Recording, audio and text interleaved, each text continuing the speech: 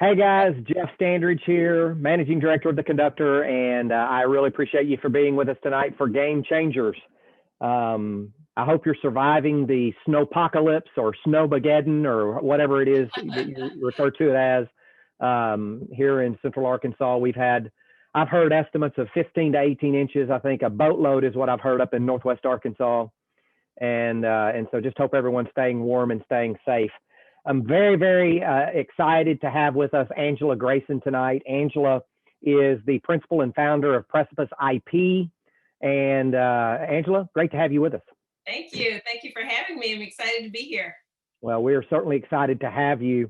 Angela is actually, and she'll tell us more about this, she's actually a scientist by background and training. So working with science and technology companies to help them secure and protect their intellectual property has become her life's work, and I'm excited to learn a little more about that tonight. Awesome. Thank you for having me. Well, Angela, let's just jump in and get started. That good with you? Absolutely. So we're going to have plenty of time to talk about Angela Grayson, the IP attorney and the professional. But I want us to learn a little more about Angela Grayson, the person, to start with. Tell us a little bit about you, your background, anything you want to tell us. There are no limits, and just help us to get to know you a little bit. Sure. So I'm originally from Mississippi, and I'm not sure if you can hear the little bit of the twang kind of in my speech. But I am from the Mississippi Delta. I'm from the same hometown as Muddy Waters. I like to tell people, a little town called Rolling Fork. Grew up with my grandparents. So my grandparents raised me literally from a baby. And I call them mom and dad. My dad is still in Rolling Fork. He actually has probably been a barber. He calls it trimming hair, probably for over 50 years. So I'm very proud to be his daughter. Went to school in Mississippi entirely. So undergraduate, graduate school, and law school, Delta State and University of Mississippi. So I'm very excited that the folks here in Northwest Arkansas have allowed me to live here, considering I'm a rebel. Even though every time they play you guys, it's very embarrassing for me. So let's see. That's really kind of it. I'm a country girl through and through. Probably, if you ask my friends, if they would describe me as a woman with a ton of hobbies, because I believe in making sure that there's a balance between work and play. So, I'm trying to keep bees this year. I love to garden. I love hiking with my friends. All of that kind of stuff. So that's kind of me. I had my daughter, my older daughter, thought that for a period of time that she wanted to be a rebel, and so most of her senior year, junior and senior year, she was going to go to Ole Miss, and we had a prayer meeting for her, and everything worked out okay. She went to the U of A, but prayer meeting. Yeah, that's right. We had to have an intervention, but no. Anyway, she there for a while. We thought that she was going to be Oxford bound, and we'd have been okay with that. So that's good. So tell me about the beekeeping. How did you get into that? Always wanted to do it. This year, I finally, bit the bullet. I ordered the bees. They should be here in maybe 2 months. I've been taking classes. I'm building my beehives. I got all my books. Joined Benton County Beekeepers. So, frankly, I just love everything outdoors. You name it, I probably just want to do that. I've got chickens this year, so I'm very excited about that. I'm very worried about my chickens. My husband ended up, sort of going in a ditch 2 days ago to check on the chickens. So, the chickens are very important to us right now. Do you have a chicken tractor? I don't have a chicken tractor. Please tell me what that is. What is a chicken tractor? Well, it's the little coop that you can move around for grass-fed chickens. No. So no, we have a little place out by the lake, and there's serious wildlife out there. So it's locked down so that we can, we're not going to chance it by moving it. So where does one go to take classes on beekeeping? Well, I'm so glad you asked. So there is Benton County Beekeepers Association. There actually are tons of classes online, just because everything is virtual because of COVID-19. So many classes are actually online. But there is a local organization, and I'm super excited to be a part of that family. So very good, very good. Angela, you left out the sailing. I know, I was just thinking that. I can't keep up with all my stuff. So you're a sailor as well. I'm a wannabe sailor. We do have a sailboat. We are members of the sail club here in town, and somehow I got, voted onto the board. So I got no time for work, really. No, I'm just kidding. I mean, I have a very full hobby life. It sounds like you work to support your hobbies. Pretty much. Yeah. That is so perfectly put. So we have a place up on Greer's Ferry Lake, and I'm more of a, pontoon boat guy, right? So sailing seems like a lot of work. You're not wrong. You're not wrong. But I think I tend to gravitate towards the technical hobbies like golf and sailing. And it is a little bit of work, that's true. And my poor husband, because he wants to spend time with me, he just sort of comes along, even though he really doesn't want to many times because it's a lot of work. But it's fun. He says that being married to me is an adventure from day one. Fantastic. I love that. Well, let's transition a little bit. Well, before we do that, let me just open up the floor. If you want to ask questions about Angela and any of her hobbies, you can certainly put them in the chat. Or if you want to just open up your mic and ask questions directly, we can do that as well. As we progress throughout the evening, you can do that. But if you have any questions about beekeeping or sailing or hiking or chicken raising or what have you, then I'm assuming you're raising the chickens for the eggs. I am. Versus for the chickens. I don't even think I couldn't even raise the chickens for the meat. I'm such a wimp. There is I just couldn't do it. It's like I can't even imagine eating my girls. Yeah. What is it they say? The difference between involved and committed, right? The chicken is involved in your breakfast and the pig is committed. That's so. Well, let's shift gears a little bit and talk about Angela, the attorney. So talk us about, you're formally educated as a scientist, chemical science and chemistry rather, and physical science, and both at the bachelor's and master's level I saw. That's right. And so did you have an epiphany and a shift toward law school, or was that something you always wanted to do, or did you want to do something more directly in the sciences? Well, I mean, so I thought about it long and hard, and frankly, I just wasn't ready to get a job, Jeff. I mean, I was finishing up graduate school. My dad is like, when are you going to get a job? I'm so excited you're going to work. I'm like, I'm just not ready. I wonder if I could just prolong this thing a little longer. And I did not want to get a PhD because I just didn't see myself teaching, forever. And I just literally thought, I wonder if I can get into law school. I wish it were more complicated and more involved and more, planned out than that. But frankly, that's really the story. Interesting. And I ended up somehow getting into law school, and I thought, well, we'll see what happens. And so here we are. Now, it was a very happy coincidence for me because I completely love what I do. I don't know if I could do anything else. Intellectual property law has got to be the most interesting field there is, because it really is sort of the combination of science and law and now business. So, well, I prolonged my path in college quite naturally. I crammed a 4-year degree into almost 6 years. So, so I didn't have to hang around for a master's. So tell me this, did you always, when did you determine that you wanted to do intellectual property law? Is that something that came to you in law school or after you got out? Well, everybody said to me, once I was in law school, oh, so you're going to be an IP attorney. And I'm like, what's an IP attorney? I literally had no idea. And I thought, well, let me just figure this out. Maybe I should be an IP attorney. So I went to a, what we call a bar meeting, an ABA meeting, American Bar Association meeting in Boston one year. And that was in the days where you actually had to buy your ticket from a travel agent. And there was no luggage with wheels. You had to put your luggage on this little cart.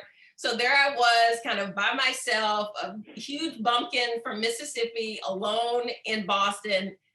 I went there to talk to IP lawyers. I'm like, hey, I think I want to be an IP attorney. Can you talk to me? And they're like, sure. And it was like, wow, these are pretty cool people. And everybody I talked to, I really enjoyed, and it seemed like they really enjoyed what they were doing. So I decided that that's what I would go into, and I went to work for the patent office shortly after I graduated from law school, and the rest is history, as they say. Very good. Very good. Ladies and gentlemen, tonight we're talking with Angela Grayson. She's the founder and principal of Precipice IP. She's an attorney, and if you have questions you'd like to ask her, please feel free to either open up your mic and ask those directly, or you can put them into the chat and we'll make sure that your questions get in front of her. So Angela, talk us a little bit about your career as an IP attorney. You've worked at Walmart, and you've worked at a variety of other places. So talk us through a little bit of that. Well, so I started out at the Patent and Trademark Office, and I went to work there, took the Mississippi bar while I was there, and took the patent bar. After a period of time, I knew I did not want to be a patent examiner long term. I really wanted to be a patent attorney. So after a couple of years, I applied for a job at lots and lots of law firms. And gosh, you know what? I want to show you something. Can I get off camera for 1 second? Sure, of course. I'll just sing while we're waiting for you to get back. Well, many people have probably seen me speak around town. This is the Book of Rejections. So when I was going to look for a job as a patent attorney, again, these were the days when you really weren't emailing people, you were sending them letters. And so everybody essentially told me, no, I don't want you to be a patent attorney at my law firm. I don't want you to be a patent attorney at my company. And maybe it's sick of me to keep this book literally in eye shot of kind of where I work every day. But my first attorney job was really pretty hard to get. Back then, there was a little bit of a recession, and people may think that attorney jobs are just, hey, they're no matter what, you'll be employed. But I really had a tough time. And furthermore, I didn't have that much experience. So I was in Washington, D.C., applying for jobs everywhere. Everybody kept telling me no. And I ended up applying for a job at Pfizer in San Diego. And maybe they were just desperate for somebody, I don't know. But they ended up saying, hey, why don't you come out? Actually, what happened was I said, hey, my buddy lives in San Diego. I'm going to visit him for the weekend. Do you mind if I just come out? I applied for the job, but I'm going to be there anyway. Can you just maybe meet with me for coffee or whatever? And somehow they got snookered into saying yes. And so I went out there and I met with people, and I think I saw my friend, I'm not sure. But when I got back, they said, you know what, we really like you. Why don't you come out? We really want this to be a formal interview. So they invited me back out, and ended up, getting offered the job. But I mean, literally, I was green. I mean, I was absolutely green. I may have been on a plane maybe once or twice. Didn't know anybody in San Diego. Literally, as a young person, I didn't know what I didn't know. And so I just kind of moved out there thinking that I was going to be queen of patents. And so, they ended up giving me a job, and it was really hard. I was working for a pharmaceutical company. I'd never had an attorney job before. It was a very demanding job, but the one thing that it taught me is that you can do it. Wow. Yeah, absolutely. That's great. I mean, really failing was not an option because I didn't have a safety net out there. So I did it. Fantastic. That's great. So yeah, companies like Pfizer, Eli Lilly, DuPont, I mean, world household name types of organizations, Walmart as well. What led you to Walmart in Northwest Arkansas? Well, I mean, I think frankly, I was just so homesick for the South. I mean, I just lived everywhere, DC, West Coast, Midwest, the Northeast corridor. And I just felt like, in particular when I lived in the Philadelphia area, when I lived in Wilmington, I just felt like I was on this treadmill that I just could not get off.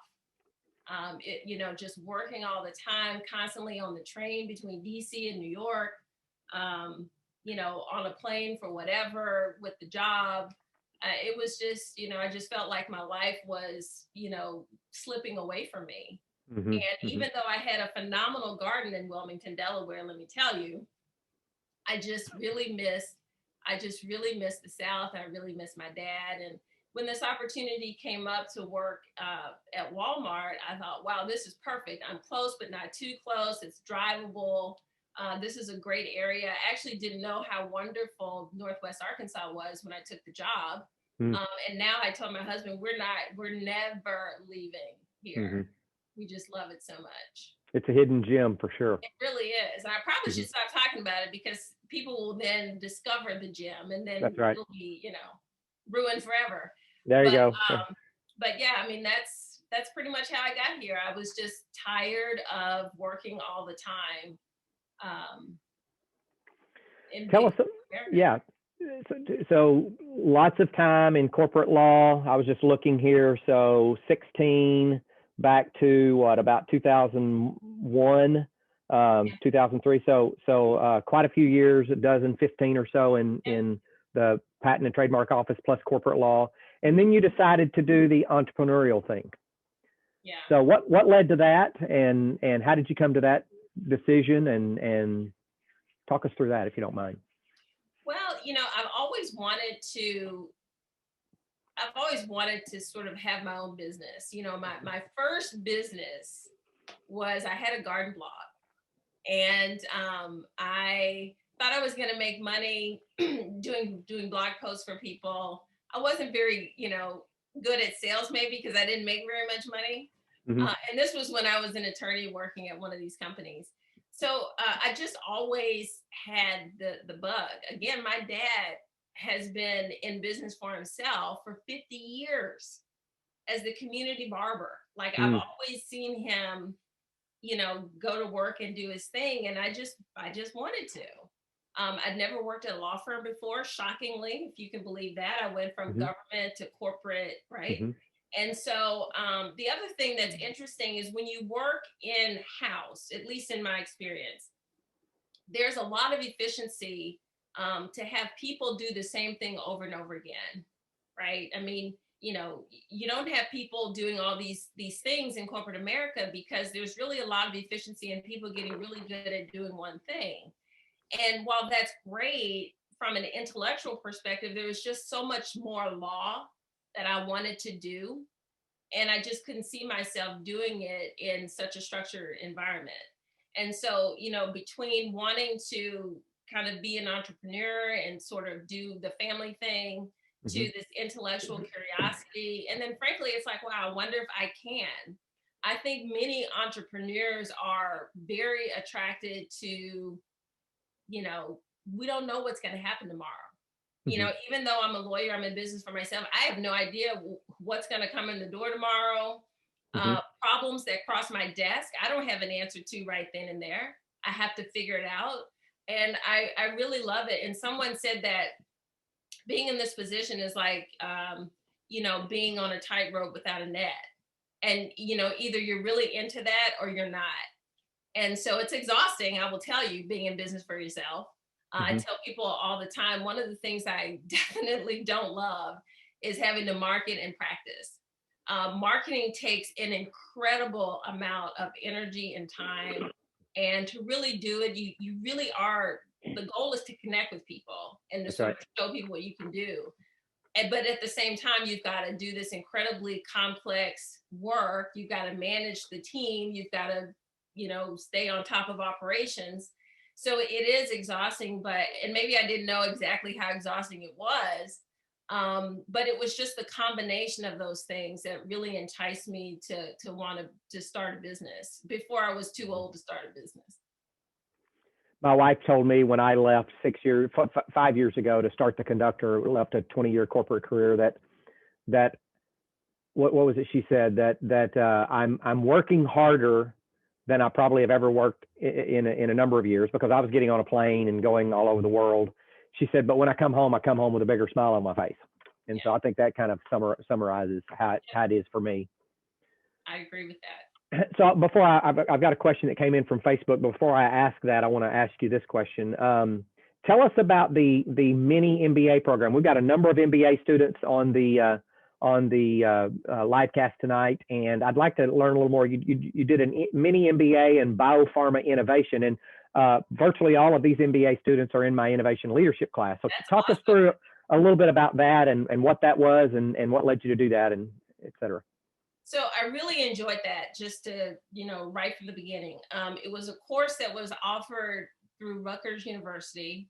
And my husband has an MBA, and he always sort of said, oh, you don't really need an MBA. You don't really need an MBA. And maybe I didn't, but I wanted to get some sort of business training. And the other thing I wanted to do was to sort of get a little bit more of a nexus between what I'm doing now and what I did when I was in pharma.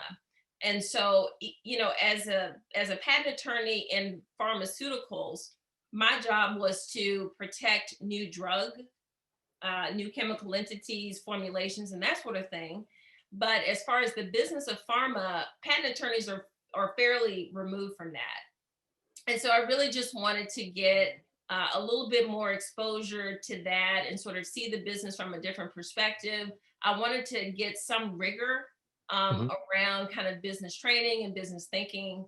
And actually, I absolutely love the course. I would highly recommend it. If you don't have the time to do a full-on MBA, and maybe you do or you don't, doing a course like that is really good, because it sort of gets to the heart of the issue, right? Which is the business of the business. And so, yeah, definitely recommend it.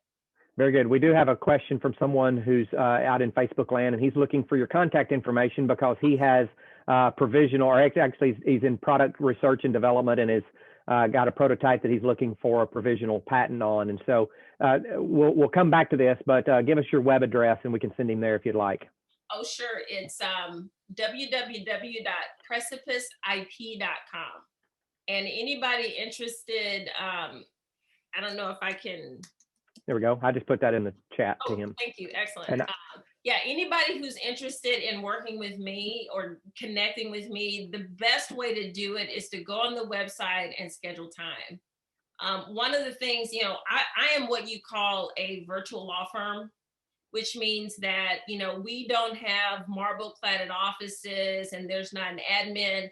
I really spend most of my time and energy and operational budget doing the work, not necessarily hiring somebody to answer the phone. So the best way to get to me is to just book time.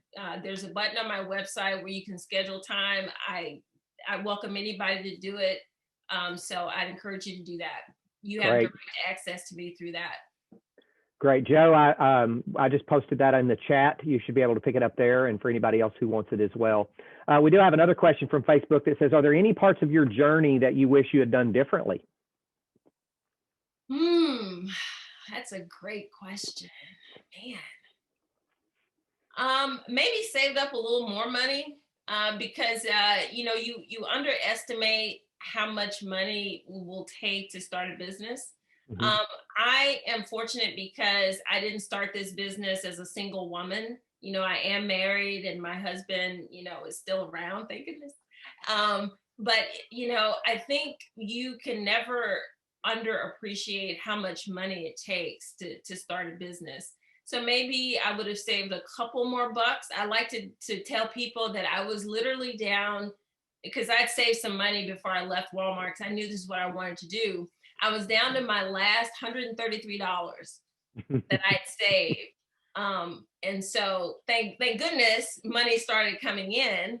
But they tell you to save at least a year's worth of salary, and I didn't quite have that. So gotcha. Okay. So let's talk a little bit about Precipice IP, about the actual practice that you are engaged in today. You're mostly science and technology companies. And so talk us through a day in the life of Angela Grayson on the technical side of the house versus the marketing side of the house. Sure. So I'll tell you what I did today. So today, I ended up, I try to do the the task that I don't like to do the most, which might be generating reporting letters. You know, getting all this stuff ready for the project manager to send the letters out. I also did a USPTO online session on ex parte appeals and how to expedite that and what that process is. So I end up doing a lot of reading. I try to keep up with case law because my practice is actually fairly broad. I work in patents, I work in trademarks, I work in copyrights, and I also work in data law. You know, I do try to spend a little bit of time making sure that I'm up on whatever is going on. I also like to make sure that I take advantage of any training that the USPTO provides because it's golden. Mm. Being able to figure out what examiners are thinking, why they're doing it this way, keeping up on all the processes. Because my practice is also administrative, the office is always looking for comments from the public, so keeping on top of that. Because I'm a lawyer, we have like a ton of other stuff besides the practice. So I'm involved in leadership in an organization called the American Intellectual Property Law Association. I'm chair of a committee. I'm also chair of the IP section of the Mississippi Bar. So there are also a lot of extracurricular things that somehow end up in my day. And so it's either, standing the business up or sort of doing my duty as a professional, sort of giving back to the community at large. So the day is generally at the end of the day, that's when I can find the headspace to maybe start drafting a patent application or start drafting a response. I also have some dedicated time in the week where I train. I've got an intern that I absolutely love. This girl is like brilliant. And I absolutely love being around people who want to learn to be an IP attorney or who want to be in this space. So that gives me a lot of energy. So being able to share what I've learned with her and with other people, that's also part of the day as well. I also, you didn't ask about the marketing, but I have a phenomenal chief of engagement, and she makes the business look like it's just running on, by itself. But so spending time with the team, making sure that I stay on top of the law, and then making sure that I can, address my clients' needs is kind of how the day goes. Very good. So I don't want to get too deep and too technical into the intellectual property, or particularly the patenting process, but given that we've got a number of MBA students here and we've got at least one product developer, talk us through very high level the provisional patent, what it does, and kind of the time frame required to apply for the permit, either the design or utility patent. So talk us just through that process, in a few minutes. So when people are developing products, there are a number of things that they can do to protect their intellectual property. And really what you're trying to do is you're trying to preserve your ownership over this thing, over this concept. The other thing you're trying to do, generally speaking, as well, is you're trying to raise capital. And then the other thing you might be trying to do is you may be trying to manage risk. Right? Because if you're going out selling something, you want to make sure that you've got some adequate protection around it. So generally speaking, those are sort of the people that I work with. Anybody that's not interested in doing that probably should not spend their money on, getting a patent application filed or anything of that sort, because it is a lengthy process and it's very expensive. So if you're interested in protecting inventions and concepts, there are a couple of flavors, right? So there's provisionals, as you mentioned. Provisional patent applications protect the sort of how something works. So there are a couple of flavors, right? There's utility, which protects how something works. There's design, which protects how something looks. And then there are also plant patents, which obviously nobody here is interested in. But with regard to provisional patents, they're really a great tool. The problem is that they're not permanent. So these patent applications only pen for 12 months. Now, what I would love to see people do is do some customer discovery before you file, because 12 months comes and goes pretty fast. And if you're not sure what features your customers want, if you're not sure about customer demand, if you haven't done any customer discovery before you file and then you decide to do that later, you may kind of run out of time before you're able to really determine whether or not it's worthwhile to move forward.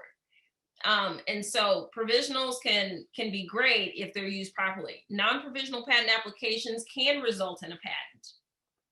If you file everything appropriately, they can result in a patent. And then design applications, again, they protect how something looks. And those are generally issued a little bit faster. Generally speaking, with no issues, I've seen clients get design applications within 12 months, which is actually pretty fast. So those are kind of the three flavors. Good. And so give an entrepreneur or a product developer, kind of who's thinking about a product and they're planning their budget for that, just rough figures. What are you talking about from start to actual application or to actual patent granted? What kind of budget should they plan on range wise? It kind of depends, I would say, right? So for a provisional, it's going to be one of your least expensive options.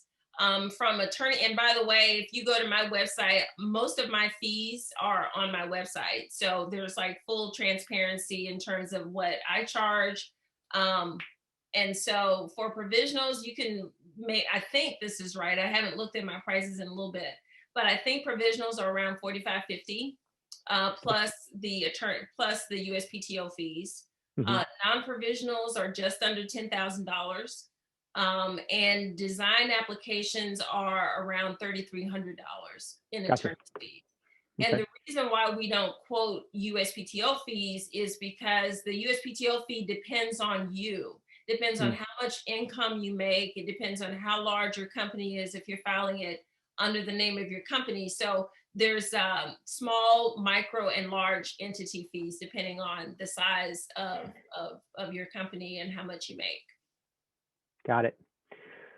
Folks, we have Angela Grayson with us. She's the principal and founder of Precipice IP. If you have questions for her, you can put those in the chat or you can open up your microphone. We'll be glad to take those questions as well at any time. So Angela, you mentioned one of the tips, which I certainly appreciate for someone who's thinking about filing a patent, is do some customer discovery. Find out what the features and functions are that your customer or your market wants before you actually go and file because of the limited time frame. What other tips do you have for entrepreneurs or inventors who are looking to create patentable products? I would say, so for provisionals, it is certainly work, but for non-provisionals, you wouldn't believe how much detail goes into those things. And that is really the reason why it costs so much. You have to have formal drawings. You have to have as much detail as you can possibly get. So in terms of what tips I can provide, really know what you've invented. Understand kind of the different ways that it could work. Those are called embodiments. Be able to think about how somebody could get around it.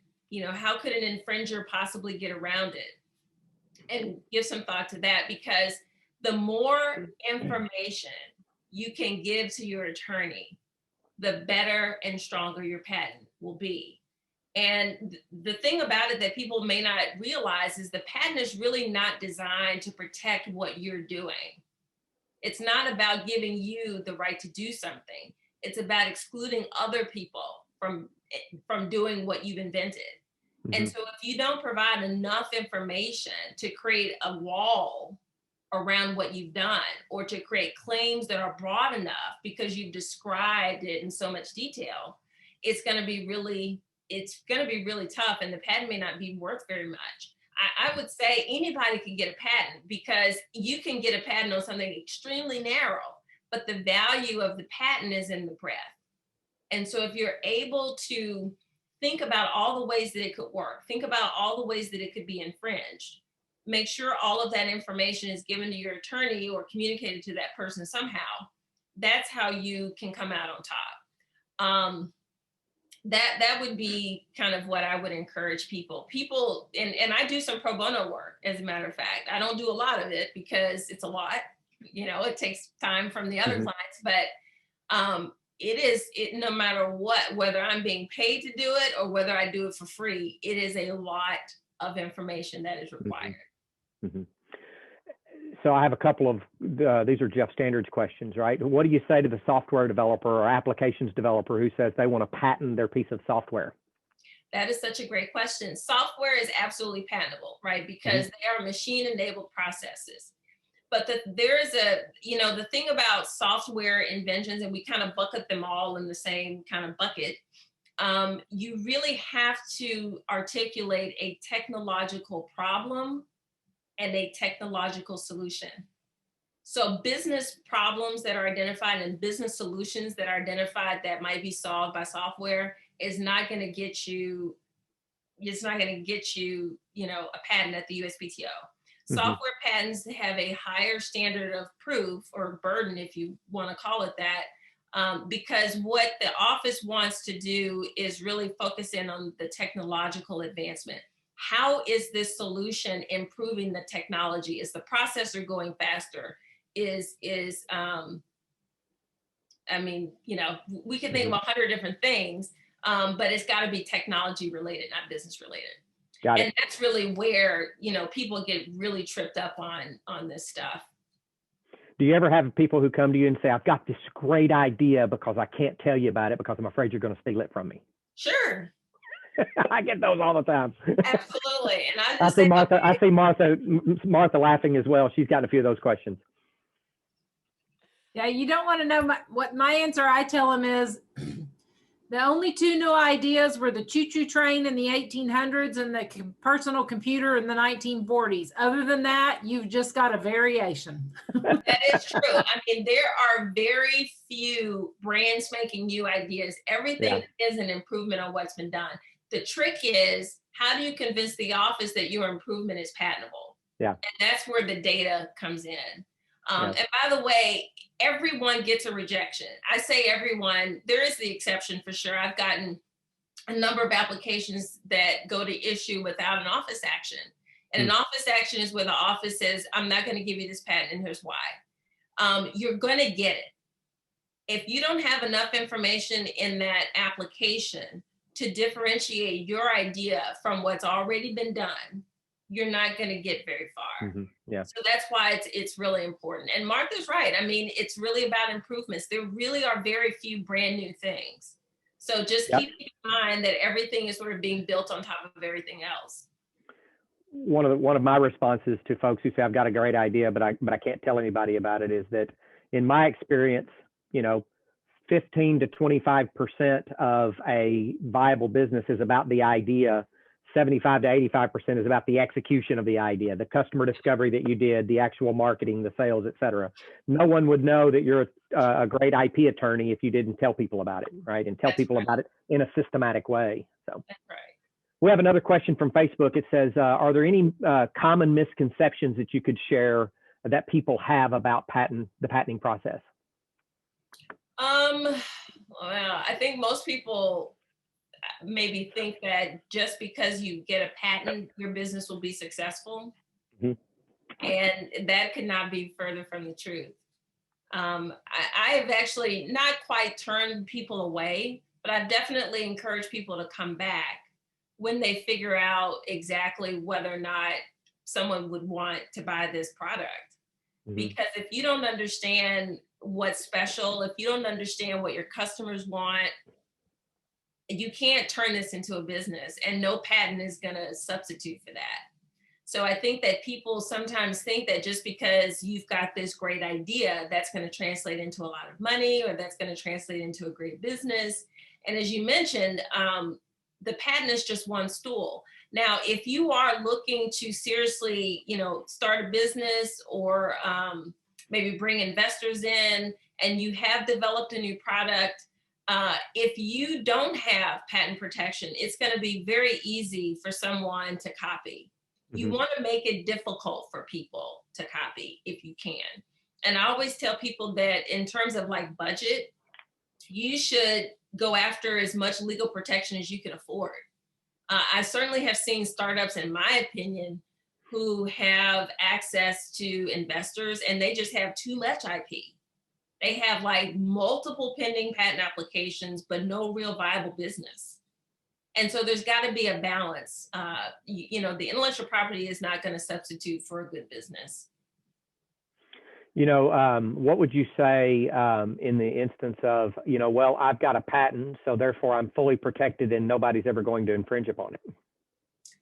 Well, being fully protected means that you have probably something more than a patent. And so I talked a little bit about a fence, right? What you want to do is protect the business, protect the concept. So one of the things I really learned early on when I started this business and tried to talk to people about what I did is that people just don't have any care or concern about intellectual property. But everybody knows what a product is, they know what a brand is, they know what their designs are, and they know what data is. So if you're able to protect the things that make up the value that you're offering to your customer, which is embodied in your product, it's embodied in the brand, it's embodied in the design, it's embodied in the data, right? If you try to protect those aspects of that innovation, you're going to be much better off than someone who thinks that if they have an innovation and they have a patent, then they're fully protected. That's probably not true. Got it.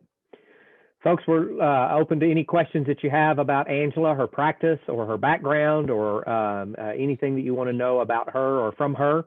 We do have another question about plant patents, and the question was, how new or different does a plant need to be in order to be patentable? That's a great question. So the standard for patentability across utility designs and plants is that it's got to be new and it's got to be not obvious.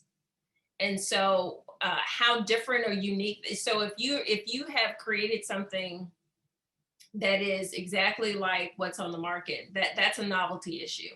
You're not going to get your patent. If on the other hand, it's not exactly like what's on the market, but the variations that make it different are so minor, you're not going to get the patent. So in every category of patent, you've got to be new and you've got to be not obvious. So that's a sort of a very broad stroke answer, but that's the answer to all the questions with regard to patentability across the board. And very good. Angela, I'd like to, especially since there's some MBA students in, one of my big things is trademarking the name. Angela knows my, and now as a business consultant who works for free, I can't make people do stuff. Angela knows when I was a banker and they wanted money, I had 3 clients in 3 years that I said, I'm not going to give you a loan till you prove to me you can use that name. And those 3 that I was suspicious about, sure enough, had to change the name of the business because they had never investigated a national trademark and they were going to do online sales. So if you could talk to them a little bit about how filing an LLC in Arkansas does not mean you own that name, and about national trademarks and searches. That's a great question. So a business entity, so an entity can have, think about it as a name that you get that's on your birth certificate and a nickname that, people know you by. So there is the LLC, which is kind of the name of the business, right? That's the business entity. But then there's also the name that people know the product or service. And the trademark really identifies who is selling the product or service. People don't go around saying, I'm going to go to Walmart Incorporated and buy some shoes. I'm going to go to Walmart Stores Incorporated and buy some socks. They say, I'm going to go to Walmart and buy some socks, right? Because Walmart is the brand that people know that sells the socks. So there is a difference between the business entity and the brand under which people know you by. And if you're going to sell products or services in any other place besides Arkansas, if you're going to sell it to people in Missouri, if you're going to sell it to people, plus Arkansas, then you should really consider getting a U.S. trademark registration, because it gives you national rights with regard to that brand name or that logo. Very good, very good. Happy to take any other questions from the floor, if you will. If anyone has those, please open up your mic or place them in the chat. So Angela, I want to switch gears a little bit, and I want to talk about, and I didn't plan to talk about this until we're just sitting here. I want to talk about surprises. Go ahead. Yeah, there you go. I want to talk about women and minorities in business, and what we can do in the state of Arkansas, from your perspective, what you think we should be doing to not only empower and inspire, but also to support and help increase the number of successful women and successful minorities and women minorities in business in the state of Arkansas. I know my colleagues and I at the Conductor and Startup Junkie and Startup Junkie Foundation, we're all very passionate about that, but would love to hear your perspective on that.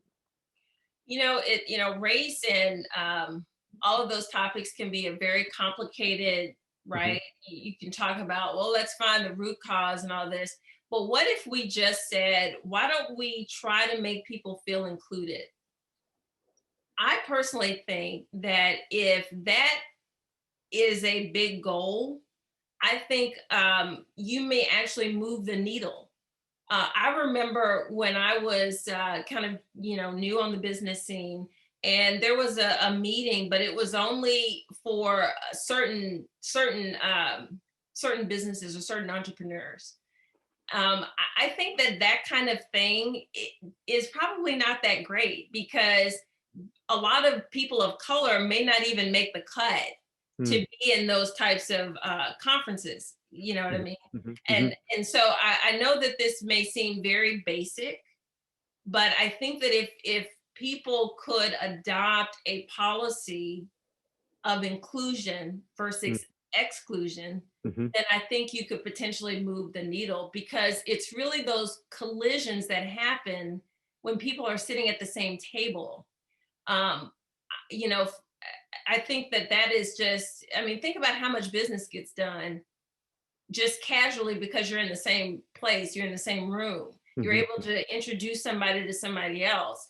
And I think that when it comes to women and people of color in business, I think that we as a society, so to speak, successful business people should really try and adopt more inclusive practices instead of exclusion or exclusionary practices. Right. That's great feedback. Thank you for sharing that. So we have a number of folks that are MBA students that are from the Ivory Coast, and I'm suspecting that perhaps this is one question coming from one of those, although I may be wrong. But it says, what can you tell to a woman wanting to create her own business where women's rights are low? Oh my word. Well, the question is, and I'm just, answering this off the top of my head, are you able to find a champion? Are you able to find somebody in your community who values you as a woman, who can speak up for you when you're not in the room, who can open doors for you when you're not in the room? This whole notion of sponsorship could be taken to that level. And it may be able to elevate this person. So again, this is another example, right? If we sort of think about, as business leaders, try to be more inclusive, potentially sponsoring a business, right? I think that might be one answer to her question. Very good. Great. Happy to have any other questions that folks might have before we start winding down here. Questions about the bees or the chickens? Well, Angela, I'm going to ask you to be thinking about this last question. Before I do that, though, I want you to know that you are a gem to the state of Arkansas. I am, as an entrepreneurial support person here in the state, I'm so happy that you're here. Even if you are from Mississippi. And I'm kidding. I'm just kidding. I'm just kidding. I'm just kidding. No, so happy that you're here. You're such a gem and such a great representative of what we want to be in the state of Arkansas from a business perspective and an entrepreneurial perspective, and appreciate all the work that you do. Thank you so much. Absolutely. And so the last question I'll leave you with tonight is, would you give us some pearl of wisdom, if you will? As I said, we've got some entrepreneurs, we've got an inventor that's on as well. We've got a number of MBA students that are from a variety of professions. And so give us your best shot. What's your best nugget you could leave us with? Well, as an introverted person, I think it was a bit of a surprise to me, not just based on my own experience, but also what I saw with the entrepreneurs that I work with, that entrepreneurship is really a community sport. You are not going to be so smart that you're going to be a phenomenal success in business by yourself. The successful businesses that I see are people who end up collaborating effectively with other people. The businesses I see that are really successful, those people also lift up other people. I think that it's important, no matter, as you say, right, you can get a patent, but that's a small part of what can make a business successful. This notion of community and community building and building your network, I think that cannot be underestimated. So if I had to leave you with, a nugget of wisdom that I've learned and that I've seen, it's that don't underestimate the power of community in building your business. Fantastic. Angela, thank you so very much for taking your time to be with us tonight. It's extremely valuable. I have enjoyed it. Yeah, fantastic questions. Thank you all for asking those questions. Precipiceip.com, precipiceip.com. That's the best place to get in touch with Angela. She's on LinkedIn as well. I'm sure you can reach out there. But if you want some time with Angela to talk about your products, your inventions, or intellectual property, the best way to do that is to go to Precipice IP, schedule some time with her, and I'm sure she will be generous with that time as well. Absolutely. We appreciate you more than you know. Thanks so much, and everybody, thanks for joining. And oh, by the way, MBA students, because of the President Davis's invocation of the inclement weather policy, we are not having class after this. So round of applause for yourselves and for the president. But we will catch back up on what we were going to do tonight next week. Same time, same place. So thank you all. Have a great evening. Thank you. Bye-bye.